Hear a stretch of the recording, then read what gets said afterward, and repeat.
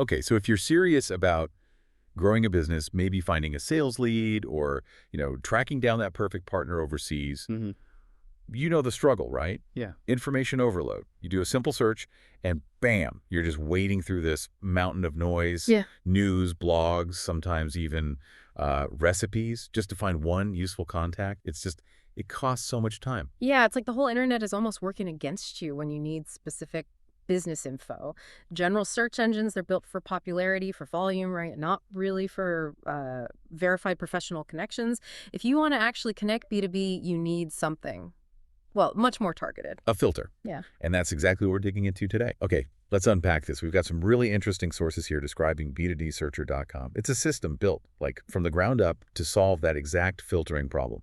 The promise is clean, actionable business data straight to you. Right.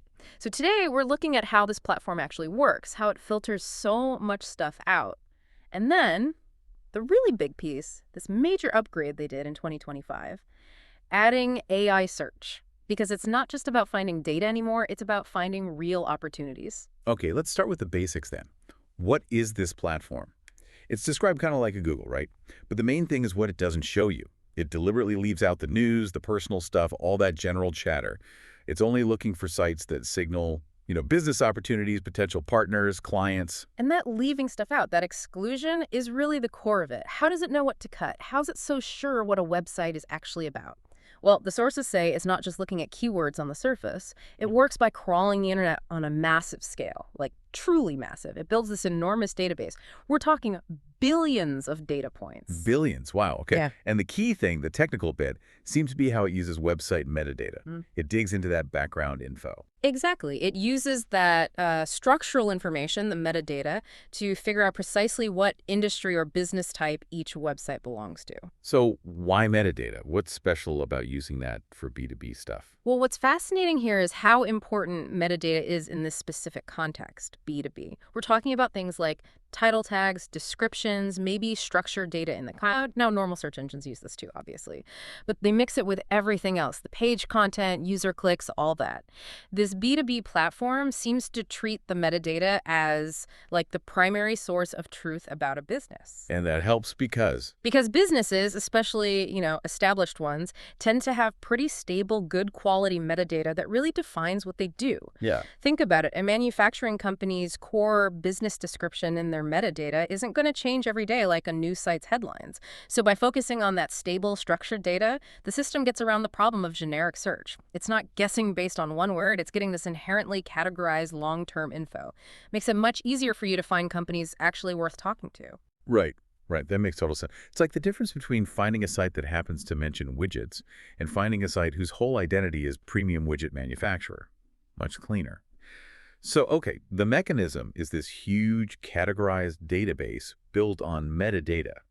Who's actually using this? Who finds this filtered info useful? Oh, it's incredibly broad. I mean, almost any business needs good connections, right? So you've got freelancers looking for specific clients, affiliate marketers needing solid partnerships, agencies trying to expand, definitely sales pros needing reliable leads. Anywhere in the world, really. It's especially useful, the sources suggest, for businesses trying to connect internationally, where language barriers and just not knowing the market make normal searching almost impossible. Yeah, I can see that. And the sources also mentioned this kind of surprising use case. It wasn't about selling at all. It was about finding a job. Yes. That was a great little story, actually. It really shows how clean the data is. The anecdote was some users basically skipped the usual job boards. They just used the platform, typed in the kind of companies they really wanted to work for, gathered up the verified email contacts, Hmm. sent off their CVs, and actually got job offers out of it. Wow, that kind of reframes the whole thing, doesn't it? It means if you've got really clean data, you're not just finding leads, you're finding the right people in the organizations you actually want to engage with. Yeah. So for you listening, this platform could be key to finding those untapped online opportunities. A new client, maybe a partner, or, yeah, even just the right inbox for your resume. It just speeds up the whole professional networking thing by cutting out all the junk and giving you these high-quality connections. But hang on, thinking about this massive database, Yeah. billions of points. Yeah. How do they keep it fresh? Data decay is a huge problem. Emails change, companies move. How does it stay accurate? That's a really critical question. Data decay kills lead gen tools. Now, the sources don't spell out the exact maintenance schedule, but the fact that it works implies constant DEP recrawling. And remember, it's focused on that metadata stability we talked about. Because it prioritizes the structured business info first, the contacts it finds are likely tied to established company domains. Those change less often than, say, a personal email on a blog. It's designed to find the stable organization first, which makes the contact details it pulls more reliable over time. That seems to be the logic. Okay, that makes sense. It's anchored to something more permanent. Right, so that kind of leads us to the really big change they made, the AI. This is where it goes from being just a super efficient search tool to, well, something more like a strategic partner, maybe. In 2025, they added this built-in AI feature, and it supposedly takes the whole experience to a, quote, new level. Yeah, this is the big shift, moving away from just matching keywords to actually understanding what you mean in plain language. The whole way you use it changes. Instead of you having to figure out the perfect search terms, the best filters, you just tell the AI what you're looking for naturally. And the AI does the heavy lifting, the setup. The sources mentioned, like 3 steps it does automatically. That's right. First, it figures out the best search terms based on what you said. It translates your request into, the keywords that will work best in its index. Okay. Step 1, keywords. Step 2, it sets the language area. So if you say you want widget makers in Germany, you don't need to know the German word for widget or manually pick Germany from a list. The AI just gets it, sets the language, sets the location instantly. Nice. And step 3. This sounds like the most important one. Activating the best filters. Exactly. This is key. The AI doesn't just throw those keywords against the data. It applies the right filters, ones it knows will give you really accurate, useful results right away. It cuts down massively on that initial searching around and tweaking you usually have to do. But it's not just the first search, right? The sources really emphasize the recalibration part. Oh, absolutely. That's the real power, I think. The dynamic recalibration. Imagine you've done a complex search, maybe across languages, and then you think, wait, I need to exclude this one type of company, or actually, let's try France instead of Germany. Normally, you'd have to start all over again, right? Fiddle with all the settings. Here, you just tell the AI in plain language, exclude wholesalers, or search in France too, and boom, it instantly reworks the search, changes the parameters, and gives you the new refined results, just like that. That instant understanding. Yeah. Based on just talking to it. That completely changes how you'd interact with the search tool. Okay, to really get a feel for this, let's look at the examples they gave. These make it much clearer. Yeah, the Spanish hotel example is perfect. It shows how the AI thinks broadly. So a user just types in something simple. I'm looking for hotels in Spain. Okay, straightforward enough. But the AI doesn't just look for the word hotel. It understands the idea. So it pulls in the English keyword hotel, but then it also includes relevant Spanish terms, alojamiento, hostel, pensión, residencia. It gets the nuances of the local language automatically. So it's doing that translation and conceptual search behind the scenes. Smart. And that first broad search brought back, 28,346 email addresses, which is huge, obviously. Great for volume. 28,000, okay. But maybe the user needed something more specific for their campaign, so they just told the AI, exclude the word hostel, just applied that one filter verbally, basically. And the result? The system instantly recalculated, filtered it down to 4,747 emails.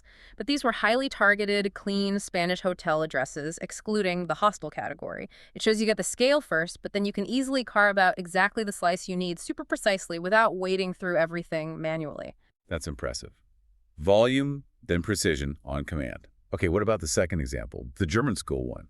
That seemed to be about adapting to the user strategy. Exactly. This one shows how the AI pivots based on why you're searching. So the user starts simple again.